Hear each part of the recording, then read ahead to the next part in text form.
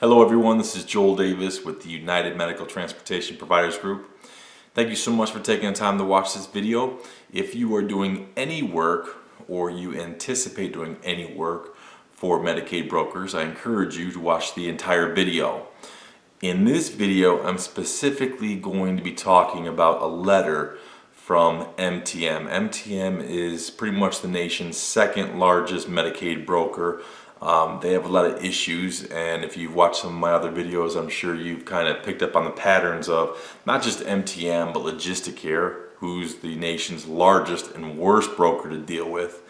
But I think if you've watched the other videos, you have a good understanding for how I feel about brokers and how the brokers hate me and how they hate dealing with me, because basically I continuously serve as an advocate and an educator for a lot of these brokers, and in many instances, and I won't bore you with all of our experiences in the past with brokers, but we've done a lot of pulling together and unifying of providers to battle the brokers, and I love it. One of my greatest satisfactions in regards to the non-emergency medical transportation is always having the opportunity to battle the brokers, because the brokers love nothing more than to try to bully and run roughshod over especially inexperienced or newbie transportation providers. So I love battling them.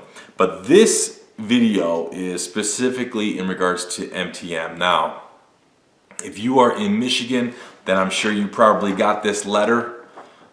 It went out towards the end of last month. Dan said that we've had about half a dozen providers from Michigan forward us this letter, so I'm sure pretty much everyone in Michigan has gotten it, or at least everyone who's dealing with MTM. Now, it's important to understand that take Logisticare, take MTM, Access to Care, Access on Time, all those brokers, Southeast Trans, they even if they operate regionally or if they operate across the entire country, they still incorporate they incorporate differently in every state. Number one, for liability purposes. Number two, because each state will typically have different rules and regulations. So when the state, their Medicaid program, when they actually issue a contract and they, for lack of better terms, subcontract to a Medicaid broker, they all have different stipulations. And those stipulations could be different in California than Texas or Georgia, Florida, etc., etc. So understand that even though you might be dealing with MTM and you're located in Texas, technically how they operate in Michigan, although it might be analogous and similar in many ways, there still could be some key differences. Now, this letter specifically was written by Chad Moore. Chad Moore is the BTG, the big tough guy. Chad Moore is the contract representative for MTM out of Michigan, and this letter, like I say, went out at the end of last month. And let me read it. It's not too long, but let me read it, and then I'm going to give you some key counsel on understanding what they're trying to do and really what you need to do. It says, "Dear Michigan transportation providers, MTM monitors all trip data, including quality data management information, trip volume, complaints, turnbacks, quotes, and vendor no-shows. We ensure contractual compliance in all areas for the scope of services we provide. As part of MTM's efforts to improve service quality and compliance to clients' performance standards, I will now be reviewing all trip data weekly for each provider. Below is the process I will follow when reviewing your trip information. Number one, quotes. Quoting on trips will no longer be allowed." I'll say that again. Quoting on trips will no longer be allowed. More on that in a second. The schedule, a contract, list the rate structure that will be utilized to compensate for trips. Anything outside the schedule or rate contract will not be approved. So basically what he's saying is, as of right now, or should I say previously, many providers would be giving a quote to MTM. MTM would contact them, ask them, can you perform a trip, from one way, round trip, wheelchair, ambulatory, whatever, and the provider would say, I'll do it for this much, and MTM would either accept it or reject it.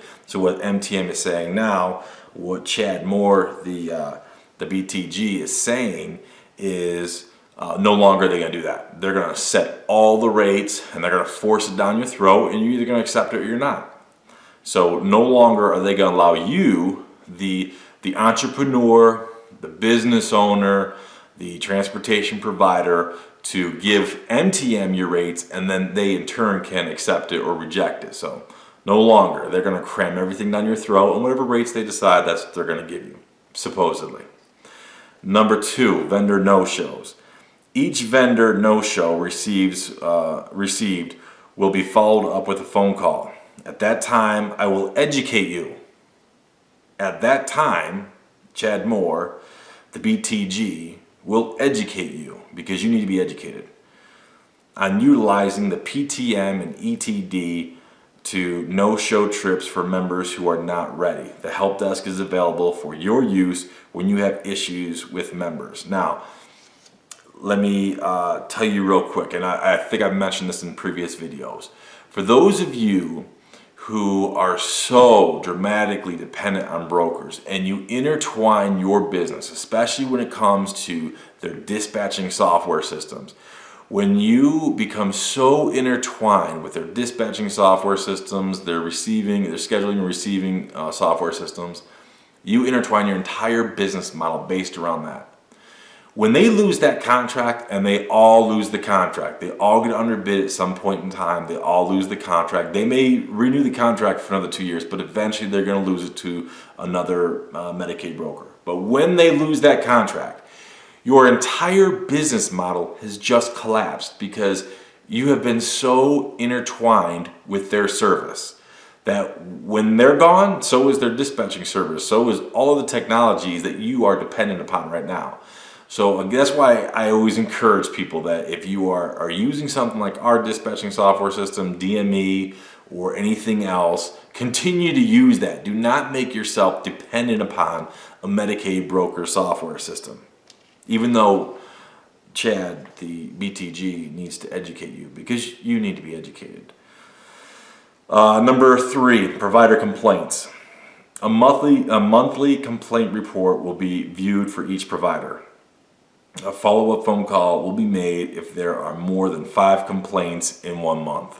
All right, whatever. That's cool. Number 4, provider turnbacks. A turnback report is sent to me. Ooh, not anyone else. It's sent to me, Chad Moore, the BTG. Provider turnbacks. A turnback report is sent to me on a daily basis. I, Chad Moore, the BTG, will review this report and adjust your capacity based on the number of trips you have turned back.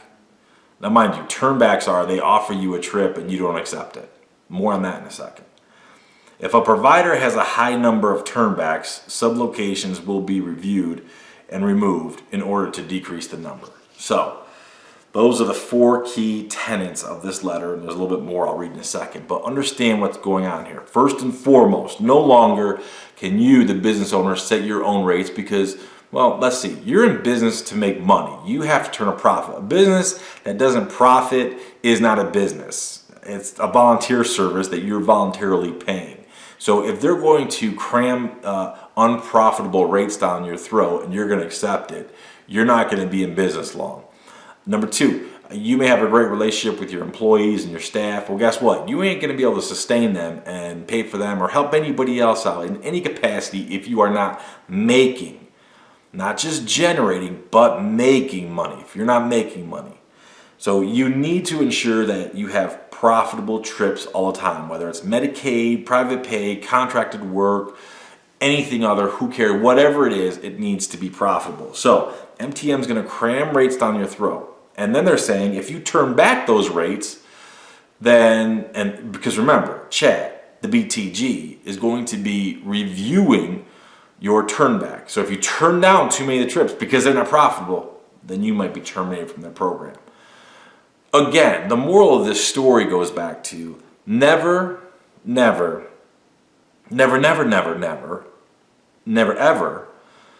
build your business on sand, i.e. build your business so that you are reliant on Medicaid brokers. I can assure you, by all means, go do Medicaid work. I have no problem with that. I have people who literally make $1 million, $2 million a year on dealing with Medicaid. But guess what? Their business is pulling in 4, 5, and 6 million a year. And trust me, that's a rarity. That's an extreme business. They're high volume, high ticket business. But especially if you're a smaller business, you could still diversify. Do not build your business on faulty ground where you are so reliant upon a Medicaid broker. Everyone who gets into this business, the NEMT, always thinks Medicaid, Medicaid, Medicaid because they think guaranteed money by the government. Hey, you're going to get paid, but here's what you have to understand. These Medicaid brokers, case in point by this, they want to squeeze you as much as possible because here's the deal. Even if you turn back a trip, even if you get there and the trip is a no-show, it's a cancellation, and MTM or Logistic or any other broker, they don't pay you for it. Well, guess what? They still get paid by the government. The true guaranteed payee is the broker. The true guaranteed payer is the government. And the government guarantees they're going to pay the broker, but the broker doesn't guarantee that they're always going to pay you. Now, if you are in a great area where you still work directly with social services, i.e. you work directly with the government versus dealing with a broker, awesome. Your rates tend to be much better. Your relationships tend to be much better. But again, these brokers are in business to make money and they want to squeeze you as much as possible. They are going to look at every possible opportunity they can to squeeze you. That's why right away, one of the first things, and I've mentioned this several times before, what is one of the first things they always want to see is your number of cancellations, because cancellations are free money for them. They still get paid. The broker still gets paid for trips that are not performed. But guess what? You don't. So if you send a driver to go pick someone up and they're a no-show, they refuse to go, they're not going to pay you. Unless you negotiate in your contract that you're going to be paid for a no-show, in which case, if you're a newbie, they never do. But again, if you're an established business and you have great leverage, then I've seen it negotiated several times over. But again, if you get there and there's a no-show, the broker still gets paid by the government for those no-shows. Let me continue on with this letter and finish it up.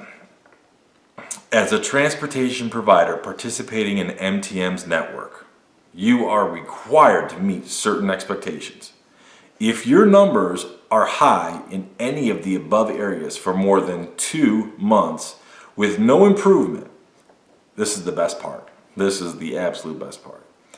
You will be placed on a corrective action plan. You will be placed on a corrective action plan. You need to be educated, and if you don't meet the standard according to the broker, well, my friend, you need to be placed on a corrective action plan. You will be sent to the principal's office, the principal being Chad Moore, the BTG, the big tough guy.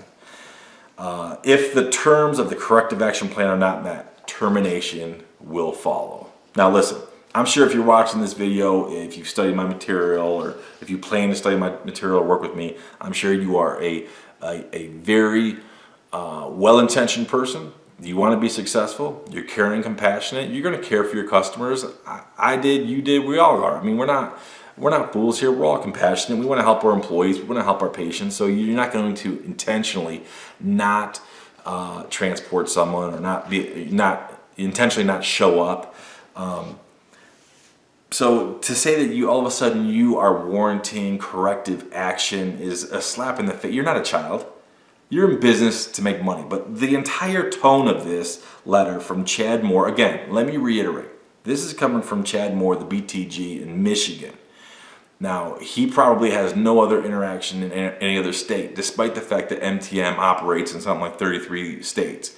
But again, they're incorporated differently, so they have different personnel, different management. Even though there's similarities, there's still differences between each region, each state, each area. So understand that. But it's still this message is still very applicable to you in Texas, in Georgia, Florida, California, everywhere else. So the thing is, again, here's how I would sum up this whole thing. First of all, when it comes to turning back trips, if something is not profitable, absolutely, you turn it back. So Joel, are you saying I should cherry pick my trips? Yes, absolutely. You don't take loser trips. And if they're going to penalize you for not performing or electing to perform loser trips, unprofitable trips, then as my great aunt who died at the age of 88, God rest her soul, strong Christian woman, would say very prophetically, you can kiss my ass and call it sugar. So that's a great philosophy when you're dealing with brokers, especially BTGs like this, who explain to you that you need to be educated, and if you don't listen to the education and perform accordingly, well, then you need a corrective action plan. As my aunt would say, you can kiss my ass and call it sugar. So I encourage you, I implore you, I plead with you, do not build your business so you are so adamantly and ardently dependent upon Medicaid brokers. Medicaid work is low-hanging fruit. Anyone can get it. Anyone can do it. All you gotta do is apply. That's why you get all these gypsy services, all these nickel and dime services who hang around the peripheral edges of this business, and they feed and frenzy off the low-hanging ambulatory stuff. If you want to be a successful NEMT provider, and there is a lot of money in this industry, I see it day in and day out. Again, all you have to do is say to yourself, the elderly population will have doubled by the year 2030. Boom! Who's going to meet the demand? The opportunity is there. You need to build your business appropriately. So thanks so much for watching this video. I appreciate it, and I hope that you have learned something, because soon I will see you at the top.